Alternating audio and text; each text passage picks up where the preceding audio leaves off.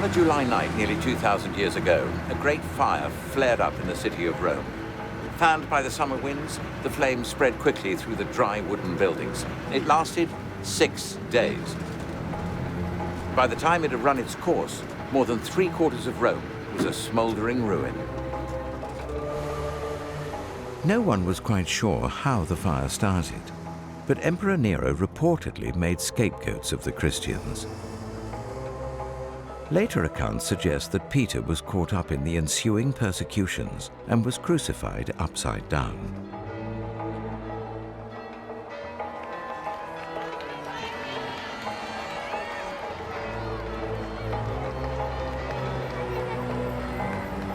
Christianity is the world's largest religion, and the largest denomination of that religion is the Roman Catholic Church. Now, the official view of the Vatican is that by coming to Rome and being martyred here, Peter becomes its first bishop, the first of an unbroken line of popes that stretches all the way to the present day. Now, of course, there are branches of Christianity that would dispute that claim. So how is it that Peter became the leader of one of the most powerful movements on earth? Important clues to Peter's early life are found in the New Testament Gospels of Matthew, Mark, Luke, and John. The stories they tell often differ, but they all agree that Peter was a fisherman plying his trade on and around the Sea of Galilee, in what is now northern Israel.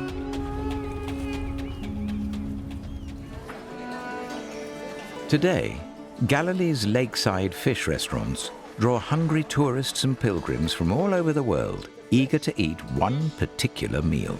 And it's all St. Peter's fish? It's St. Peter's fish. Oh, wow. Deep oil. That's hot. I think about 200... 200 degrees centigrade. Yeah, centigrade, yeah. The Galilee tilapia, better known by its popular name of St. Peter's fish. Let's look inside. Here it comes. Perfect. Perfect. The fish that bears Peter's name is associated with many of Jesus' greatest miracles, like the feeding of the 5,000. That's it. Slice of lemon. Wow. Bon appetit. Thank you very much. And here is one that I certainly did not prepare earlier. Couldn't be fresher.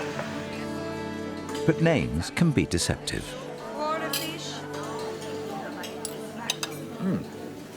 That's delicious. But maybe it shouldn't be called St. Peter's fish at all. The man we know today as Peter wouldn't have been given that name at birth because it didn't exist as a Hebrew name. We know him in the New Testament as Simon, or Simon Peter. And the word Simon, or Shimon, was a classic Hebrew name. We also know that Jesus nicknamed him in Aramaic Cephas, rock. And in Greek, rock is Petra, or Petros, Peter. The nickname, I suppose, as a modern idiom, would be known as Rocky. But perhaps there's another alternative. Maybe Peter always had two names, the Jewish name Simon, or Shimon, and the Greek name, Petros, Peter. So why would a young Jewish boy have both a Hebrew and a Greek name? Well, one place where having two names might be useful was in Bethsaida, a village on the northern shore of the Sea of Galilee, where, according to the Gospel of John, Peter grew up. Bethsaida was Hellenistic, influenced by Greek culture and a pagan way of life. Part of the fishing village. Archaeologist Kate Raphael showed me around. And where are we here now? This is a typical house for the Mediterranean region almost throughout history. Looking around this particular house, this seems to be very, very large. Well, possibly we're talking about 3 generations living here. So right, you would yes. have the toddlers running around, the grandchildren, uncles, aunts. It's a much larger family than we live in today. In Hebrew, Bethsaida means house of fishing. And Kate and her colleagues have discovered that in Peter's time, there was a vibrant fishing industry here. Throughout the entire excavation, we have been finding lots of fishing weights. Oh, my and goodness. you can hold one. See Oh. how heavy it is? It's a lead fishing weight. Oh, wow. And you can see here the twine goes through it, and then you clamp it onto the twine, and it will help the net sink down. That is hard, tangible evidence that people here really did fish for a livelihood. And the other thing we find are those needles. Oh. So you can see the eye, and they're pretty big. They're made out of metal, and they're used for mending nets. I played a fisherman once in a film, and we made these out of wood. So this is metal. This is quite sophisticated, really. Wow, yeah, I can see you. I can see you through the eye of the needle. We know that Peter was Jewish, but is there any evidence of a Jewish religion here? I think it would be safest to say that we assume there was a mixed population here. From the bones we're gathering, we learn what their diet was. Oh, good, interesting. When we look at the question whether they were keeping or maintaining a kosher diet, Yes. we can say that we have also non-kosher animals within this diet, like catfish. They're not kosher. They're not. Why is that? They don't have scales, and they're scavengers. So catfish are not something that a Jewish family would eat, not even today. If Peter did spend his early years growing up here, his family would have been one of the very few Jewish families living in the village.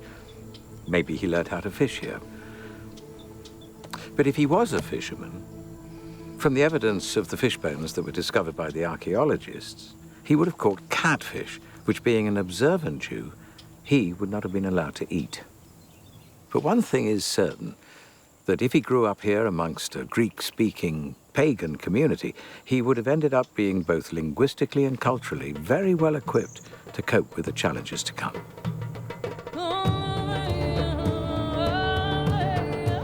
But it appears that for some reason, Peter chose to leave Bethsaida. By the time he met Jesus, he was living in the village of Capernaum, a few kilometers across the Sea of Galilee.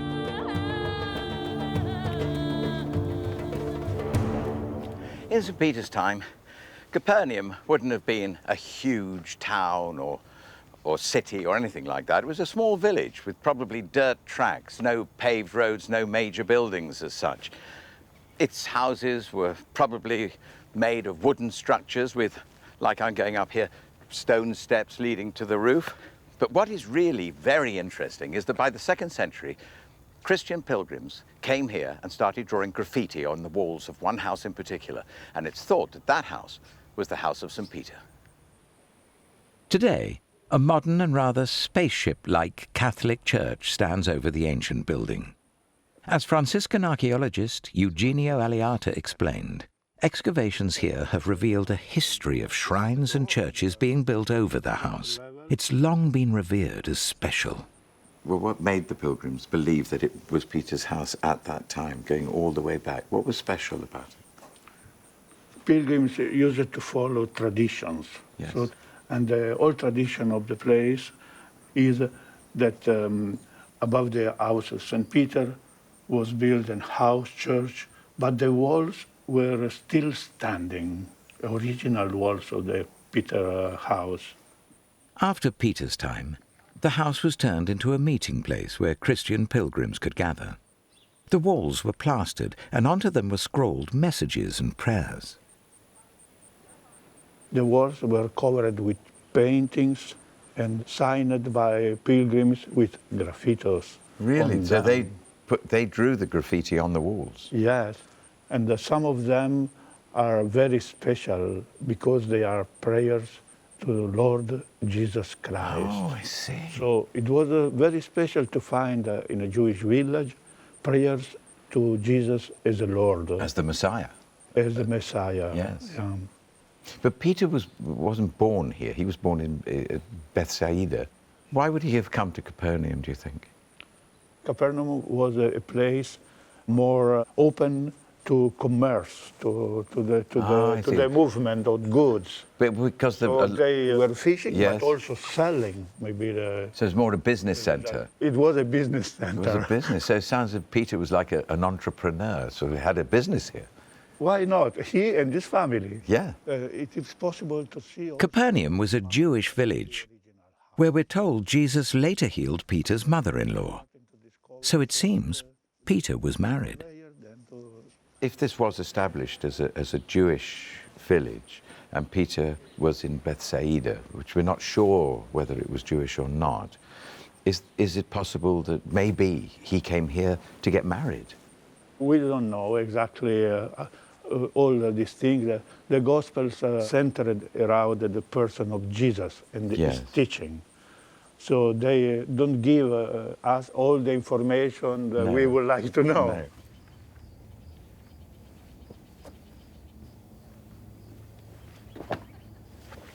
I think Capernaum would have been a good choice for Peter, coming from Bethsaida. May have come here to find a Jewish wife, start a family. We know that he lived here with his mother-in-law, so he probably would have had children, had mouths to feed. And where we are now is right on the lake. It's sheltered, lots of fish. It's an ideal choice to set up a fishing business. I wonder how successful he really was.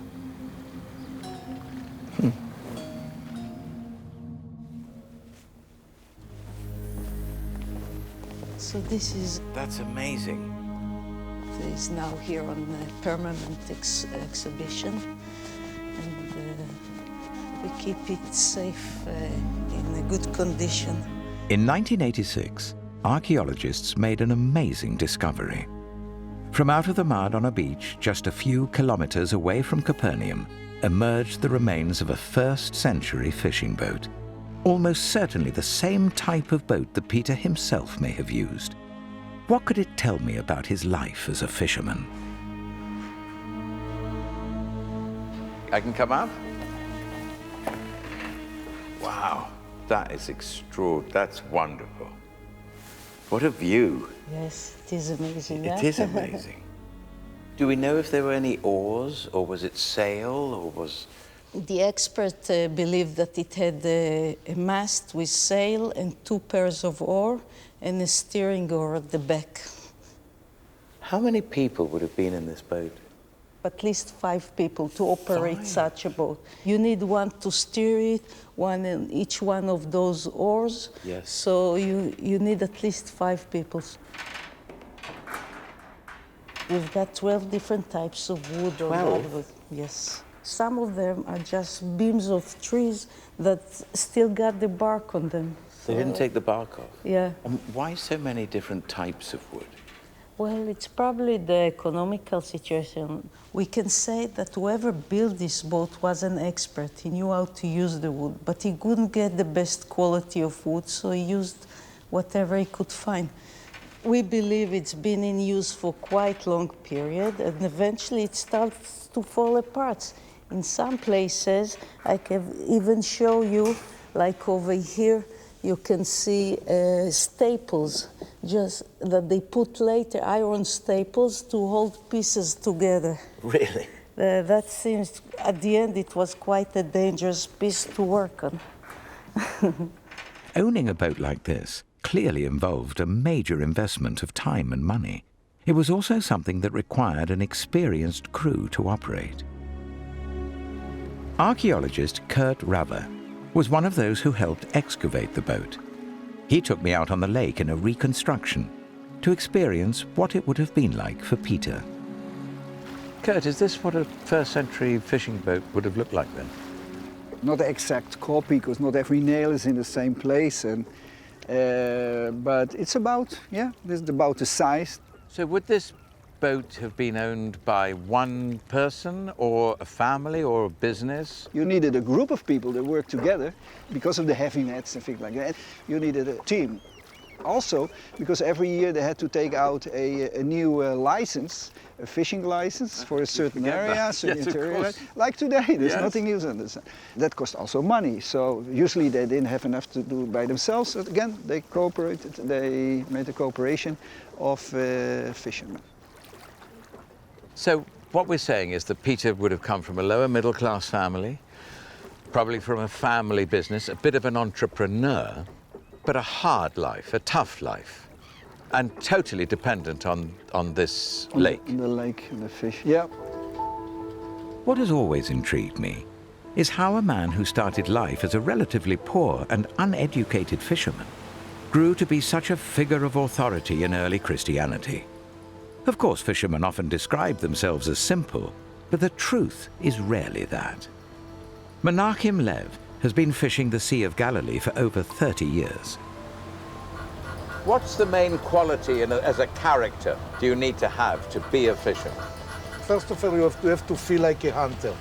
A hunter? A hunter. The other thing that you must have is to know, to read what around you, the stars, the moon, how the clouds moving, to appreciate what the lake going to do. Today, Menachem's is the last of the big fishing boats left on the Sea of Galilee. Fishing is a kind of life. Again. Apart from the modern winches and all that sort of thing, I'm doing what St. Peter would have done, and his brother Andrew and James and John. It's as though I'm touching a little bit of history. They're all working as such a team. Everybody knows what they're supposed to be doing.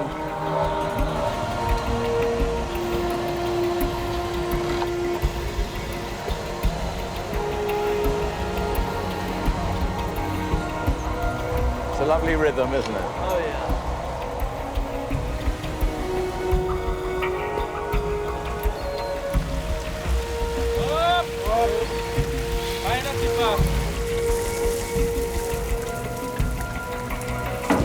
Wow, look at these. My goodness, what's that? This is the mullet. That's a mullet. That's a big catch. Wow. Do you ever get tired of fishing? No, I never get tired. For sure, when you see this fishing shining, look how fresh they are, look how nice. Look, this is the bleak. These sardines saved from the time of Jesus. Say welcome. They say welcome to Sea of Galilee. Oh, I feel sorry for them. Now why? Well, Look. because they're... Oh, Well, you want them to let him go yes. and throw it far. Bye-bye.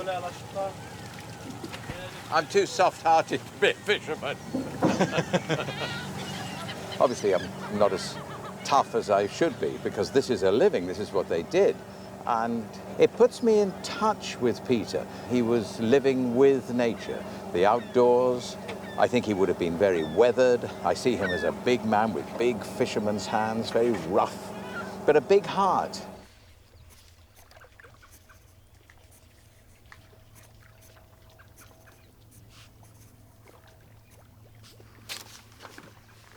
Having visited some of the places where Peter may have been born and grown up, and spending some time with modern-day fishermen on the Sea of Galilee, I'm getting a little understanding of what Peter may have been like.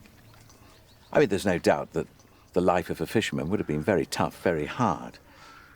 But I like to think of him as basically a happy man with a wife, children, moderately successful. And then one day a man came into his life that would change his world forever.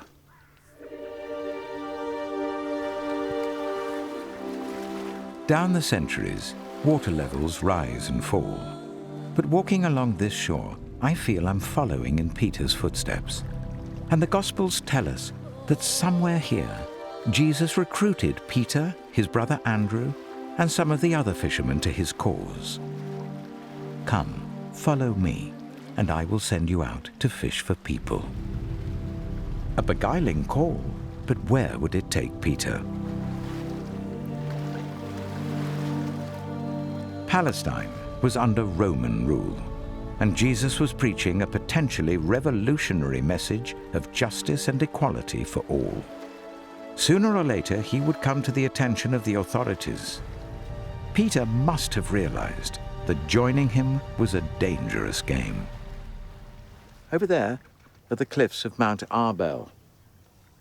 And fairly close to the north are the towns of Bethsaida and Capernaum. I suppose you could call this Peter's backyard. But it's also the site of one of the bloodiest massacres in the whole of the Galilee.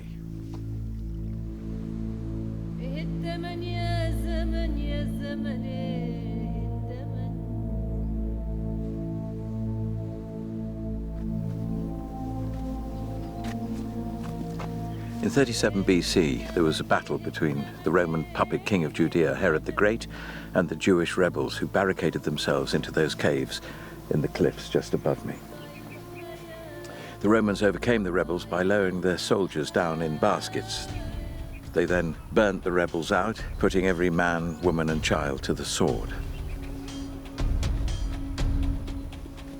The historian, Josephus, records the most horrendous incident of an old man who killed his wife and 7 children before throwing them into the gorge and then jumping to his own death.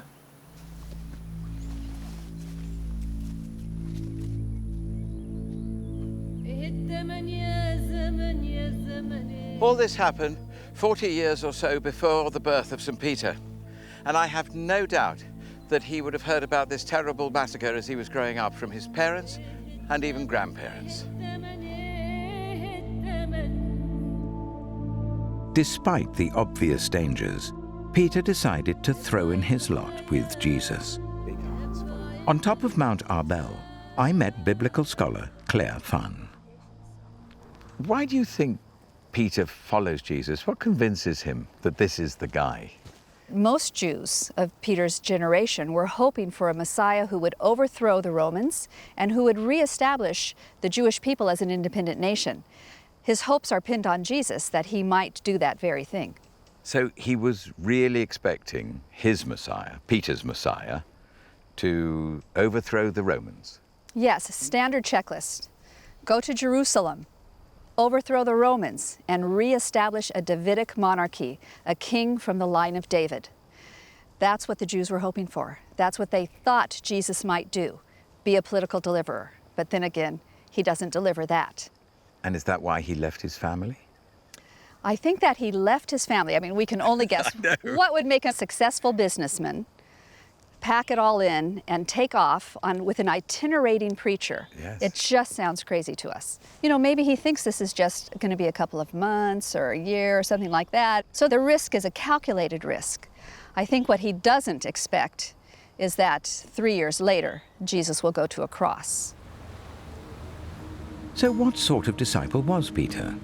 There are clues in the gospel stories. One stormy night, Peter sees Jesus walking across the water. He leaps from his boat to join him, but becomes afraid and starts to sink. Jesus saves him, but chides him. "You of little faith, why did you doubt?" A little harsh, perhaps, but this won't be the last time Peter's faith is questioned. I detect a certain impetuous streak in his character. Jesus didn't only operate in the Jewish areas of Galilee. We're told he also led the disciples north to the pagan sanctuary of Caesarea Philippi, modern-day Banias, a center for the worship of the Greek god Pan. What happened here in this pagan sanctuary was ultimately to become a most significant, if not the most significant moment in church history and a major turning point for Peter. In Matthew's Gospel, we read that Jesus brought his disciple to this place, a place where human beings worshipped many gods.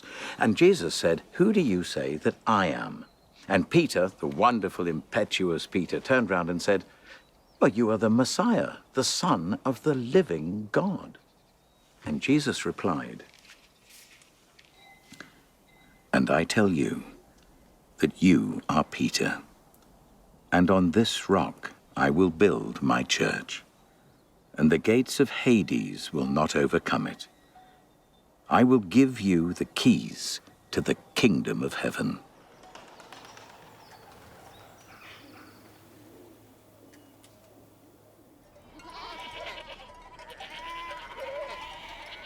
Look, I mean, look at this rock. It's almost vertical, isn't it? It is. It is, and you can sort of see Niches where people used to worship. So here we have this rock dedicated to paganism. yes. Why would they have come here? Well, there are many possible reasons, of course, and the first answer might be the landscape itself. It's remarkable, it's dramatic, and it was understood to be so in antiquity. That's why we have this shrine here. How important is paganism to this moment? These are the people that become the Christians of the Mediterranean in later generations. It's probably the most crucial moment in understanding the outreach of the early Jesus movement, is that sort of switch where all of a sudden people see pagans or Gentiles as the next followers of this movement. Certainly the move to approaching non-Jewish populations is the critical piece that transforms the early Jesus movement into the Christianity it becomes. The more I stand in front of this rock, the more I realize what a monumental this moment was. Yeah. That you could just skim through these little verses in there, but here we are. Right. And it's an extraordinary moment in the history. It is a place where the human and the natural meet, but some people could say, right, it's where the human and the divine meet also. What would I give for a time machine now? Yeah. Though Jewish, Peter had been brought up among the Greek-speaking Gentiles of Bethsaida. So it seems to me he may not have been too shocked by this pagan sight. What probably would have puzzled him, though, is why Jesus was now referring to him as Rocky. So why is it that that phrase, "You are Peter, and on this rock I will build my church," caused so many disputes? I think it's because it's open to so many different interpretations. I mean, if I received that piece of text through the post, I would look at it and want to ring up my playwright and said, "What do you mean?"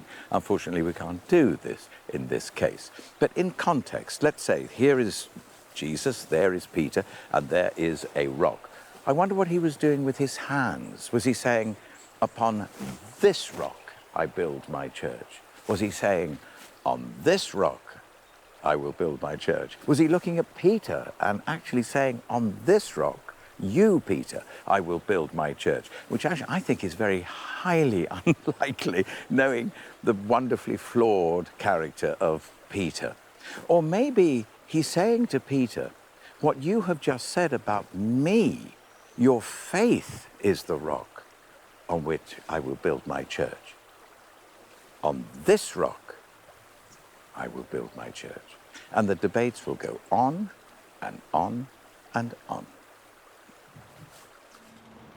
After Banias, we're told the party travelled to a high mountain. And one possible location would be Mount Hermon, just a few days' walk away. You would have thought that Peter, having said that Jesus was the Messiah, that everything was going to go well from that moment on. But no, not at all. Jesus began to teach his disciples that the Messiah had to go to Jerusalem, suffer, and ultimately be killed. And Peter just could not get this into his head. He took Jesus off to one side and said, "No, the Messiah cannot go through all this. It can't happen." And Jesus was ruthless with Peter. He said, "Get behind me, Satan. You are a stumbling block to me. You do not have in mind the concerns of God, but merely human concerns." Well, that's always struck me as very harsh. Get behind me, Satan, just after Peter has said, "You're the Messiah"? No wonder Peter was confused. I feel very sorry for him, I do. Anyway, I'm going to take the easy way up the mountain.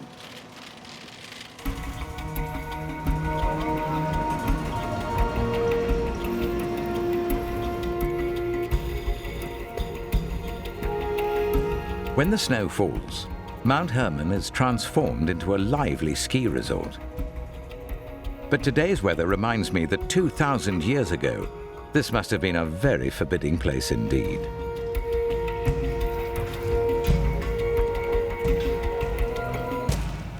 What happened next was one of the most extraordinary events that was ever recorded in the New Testament. Jesus brought with him to the top of the mountain 3 of his disciples that were later known as the Inner Circle: James, John, and of course, Peter. And what they witnessed and believed that they saw was Jesus literally transforming himself into a blazing white light and talking to 2 Old Testament prophets and hearing the voice of God. And actually, it was only Peter that spoke, because when he saw this vision, he wanted to take care of the people in front of him and said, "Can I build you a booth? Can I build you a shelter?" And of course, that wasn't necessary. It was as though Jesus wanted to show his disciples, and Peter in particular, that he was actually the person who Peter said he was, the true Messiah.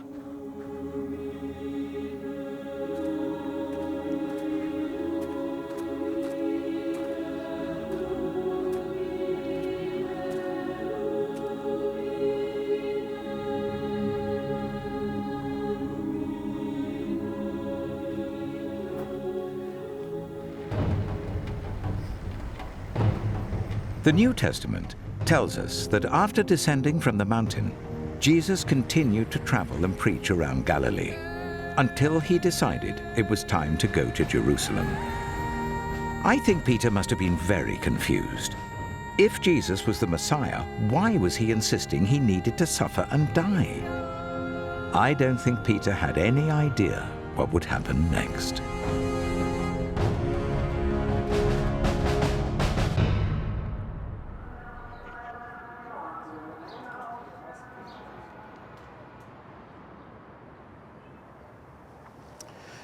Why Jesus chose to go up to Jerusalem at this point is really not clear. It was a few days before the Jewish Passover, the Harvest Festival, and the city would have been packed full of pilgrims. Up to now, Jesus had avoided any clash with the powers that be. Perhaps he was going there to gain more followers. Or perhaps he was deliberately intending to have a clash with the Jewish and Roman authorities. As I said, it's not clear. But what is clear is that it was a very dangerous game. The prime reason for a Jew to come to Jerusalem was to visit the Jewish temple. But it was destroyed by the Romans some years after Peter's death, during the Jewish revolt of AD 70. What I'm looking at now is an extraordinary scale model of what first century Jerusalem would have been like. And what it does show us is the huge size of the Second Temple. It was vast. And at the very bottom, you can see 2 pairs of gates. They're like little arches. Of course, today there's very little left of these walls at all. But there is the outline of those 2 pairs of gates still there. Ronnie, when I was at the model of Jerusalem, we saw gates in the wall. And if you look there, right there, you see 3 arches. Can we have a look? The one there. Let's go there. Archaeologist Ronnie Reich has been excavating the southern steps of Temple Mount. Have a look at the 3 arches, and behind the blocking is the tunnel leading into the Temple Mount.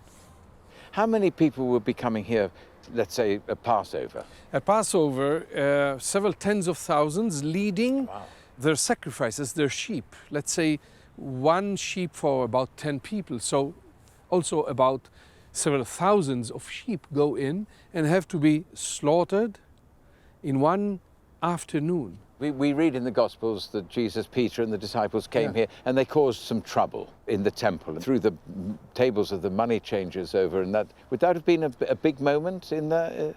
I think yes, because the money changers were essential to the cult, because according to the religious code, each Jew had to bring half a shekel money temple tax. Oh. And it had to be given in a specific coin. But people come from various places with different coins in the pocket, as we today have. They first had to change their coins into the specific coin. Occasionally, here and there, people who deal with money, who are merchants of money, let's say, can confuse innocent people who are not so used to deal with money. This can happen. Because they were being corrupt. I can imagine that Jesus saw some misdeed of a money changer. Yes. And then spontaneously he just lifts the table and says what he says. What would Peter have felt about this? Would he be shocked, surprised? He would be surprised. This is a place, the Temple Mount is a place where you behave properly, in those days as today.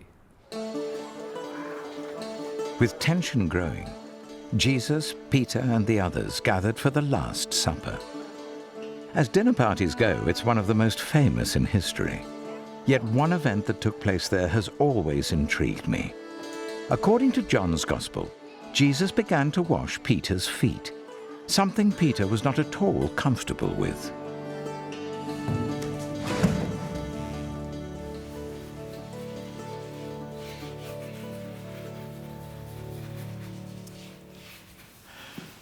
I have to admit, I feel very awkward sitting up in this chair having my shoes clean. Although it reminds me of a very true story. I was filming in Portland, Oregon, in the United States of America.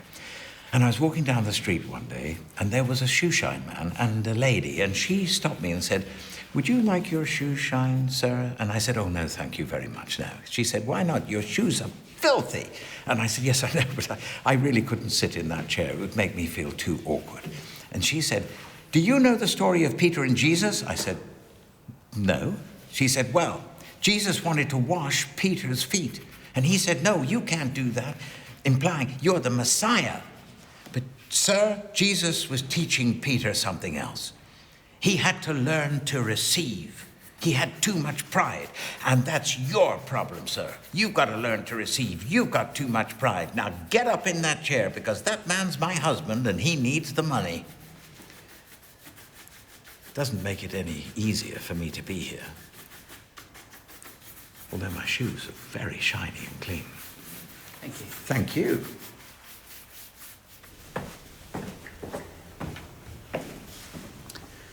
So after the Last Supper, we're told that Jesus and his disciples elected to go to a place called Gethsemane on the Mount of Olives. And we're also told that Jesus was very troubled. He asked Peter and 2 other disciples to keep watch throughout the night, but sadly they immediately fell asleep, and they kept on falling asleep. Jesus had to keep on waking them up.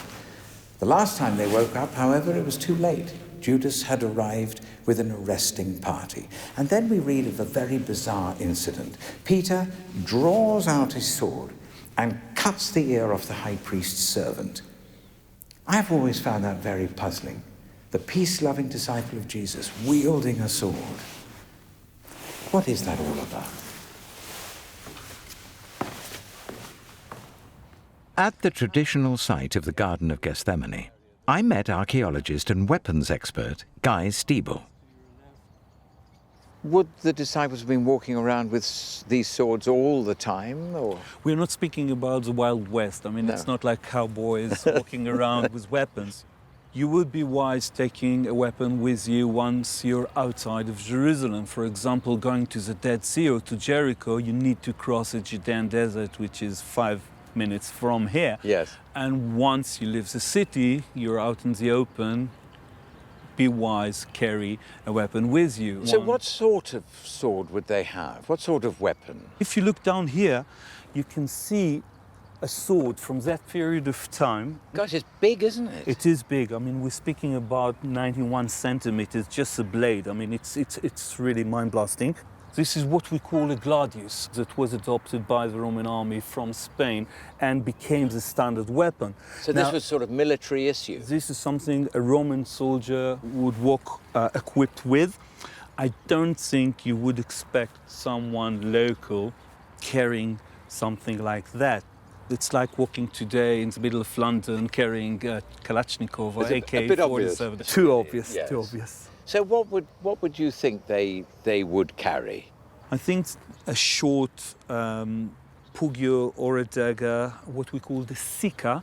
It is 20 centimeters long, made of iron with a scabbard or the sheath, and you can very, very easily conceal it under your clothes.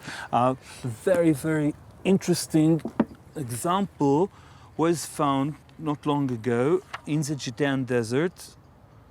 You can see the blade and you can see the scabbard or the sheath. And this is something that is very, very easy, like a pistol to carry under your clothes nowadays. If you want me to put my money, this is it. So what does it mean, cut off the ear then? Cutting off ears is something very common in this part of land. What one would do, I guess, is either cut you and just slice your lobe or part of the ear. Very Van Goghic way of doing it. That's like a mutilation. Indeed. You don't want to kill this person. Oh. You want to send a message every now and then. Would there be any other weapons that the disciples may have been carrying? Yes, and I happen to have here a sling, and this shows you how conservative this part of land can be. Those types of weapons were used ever since the Neolithic period, all the way through to that very day. And if you place this, you can see the slingshot, you place it here in the pouch, and you just pull it like that. And if you start to swing it, I'll be careful. Ooh, yes. If you, it goes like that, it will travel the distance of 200 meters. 200 meters? And it can be very, very lethal. And accurate? Very accurate. According to the Old Testament, the slingers from the Benjamin could actually hit something like that, yes, a hare, from a distance of a few hundred meters. Gosh, I would be safe. Good point. Beware, yeah. Anyway, so this is something an ordinary man would carry around. It's very easy. It looks like actually a belt. And just think you can put you just wrap it around, maybe around your head, and you're safe. And I think this is something till this very day.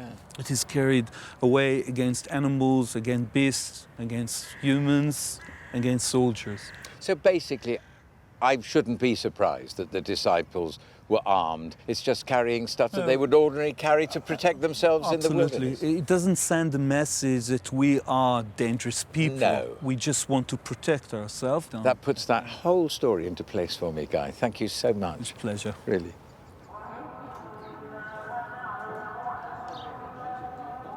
I suppose what I've learned is that my own perception of this incident was slightly wrong. It wouldn't have been surprising for the disciples of Jesus to carry weapons. They would have done so naturally to protect themselves. Now, what we see is Peter cutting off the earlobe of the slave of the high priest, possibly for mutilation, I don't know, but definitely not to kill him, and that's important. No, what I see is Peter, the impulsive, active fisherman, coming to the defense of his very dearest friend.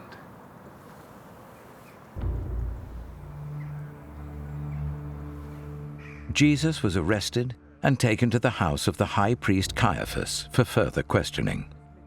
Peter followed into the courtyard to see what would happen next.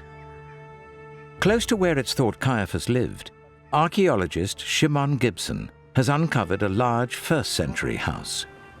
Now, what we're going to do is we're going to go down to the lower level there, which dates back 2,000 years to the houses from the time of Peter. You're seasoned archaeologists, I can see.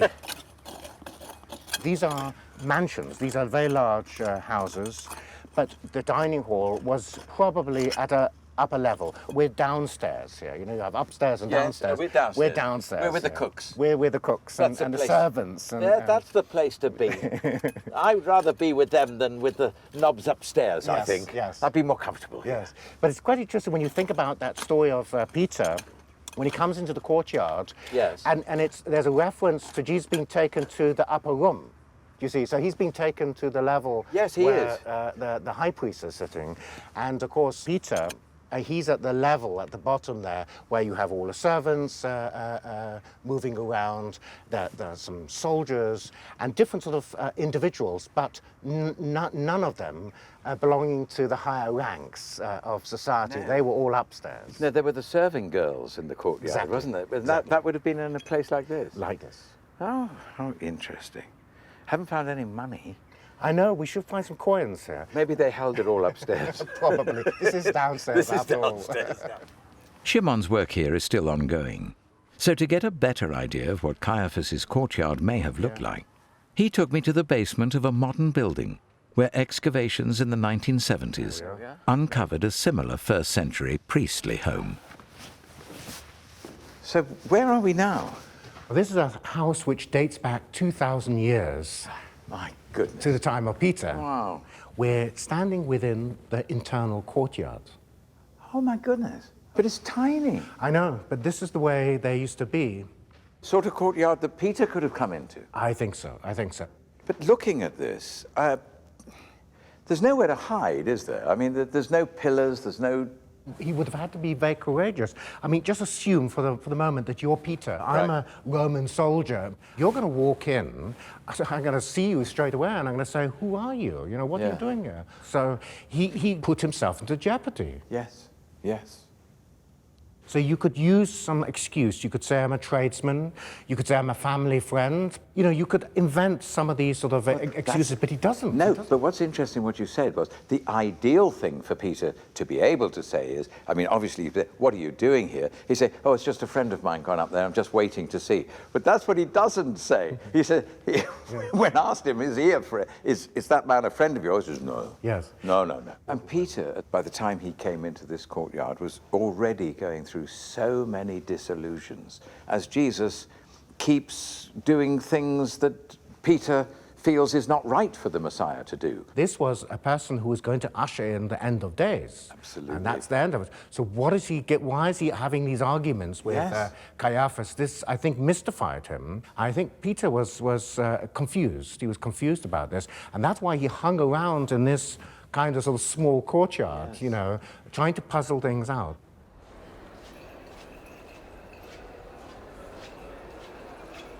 What happens next is the drama of Jesus' crucifixion.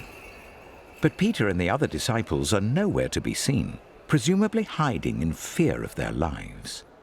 Then, just 36 hours later, Peter is told the tomb is empty.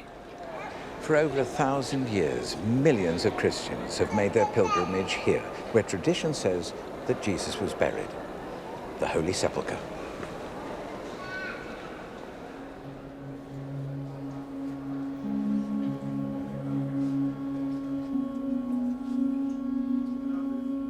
There once was a rock-cut tomb on this spot. Whether it ever contained the body of Jesus is hard to say. Nothing of the original has survived. But this early 19th century monument remains the most holy site in Christendom.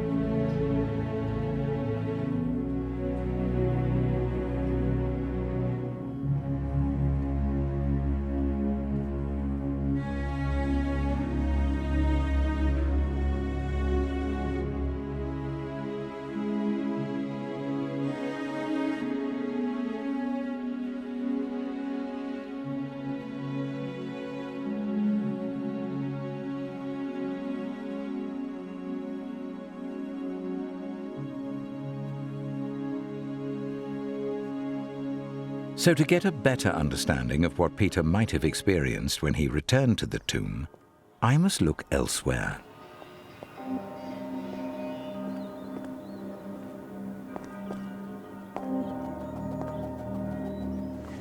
Archaeologists have found about 1,000 rock-cut tombs in and around Jerusalem. And these at Akeldama, just below the old city, are fairly typical. I'm going to go inside one.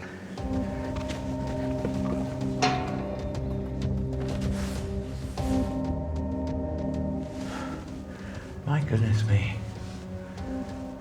This is much bigger than I expected.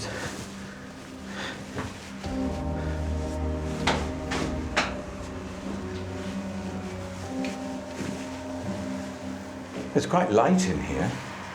And this ledge here is obviously where the body would have been laid out, and it would have been embalmed and wrapped around with cloths, and they would have laid him out there. And oh, God, I don't believe it. Oh dear. Oof. Look at there. 2 pieces of human bone.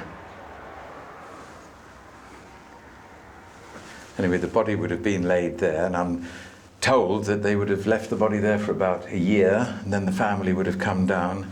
They'd have put the bones in an ossuary box and then placed it in this area, and probably down there. There's probably a family tomb.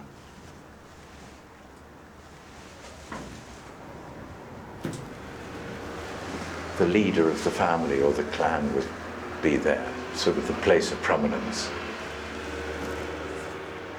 I think I'm speculating. I wouldn't know. It's my first time in, and probably my last, if I can get out.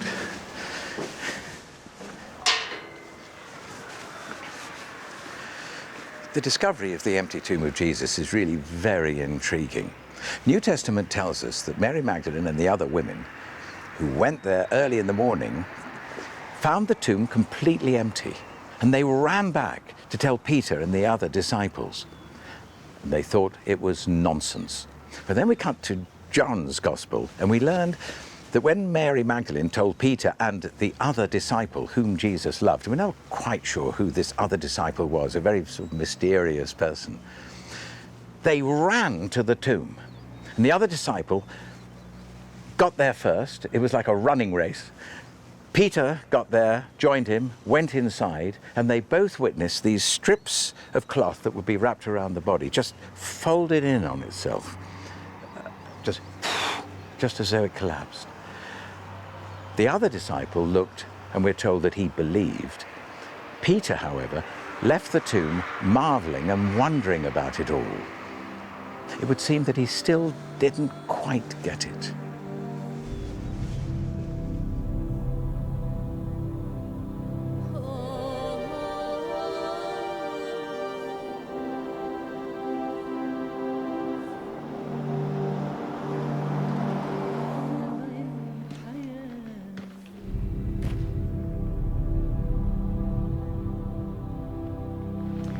At this point, I wonder what Peter must have been thinking.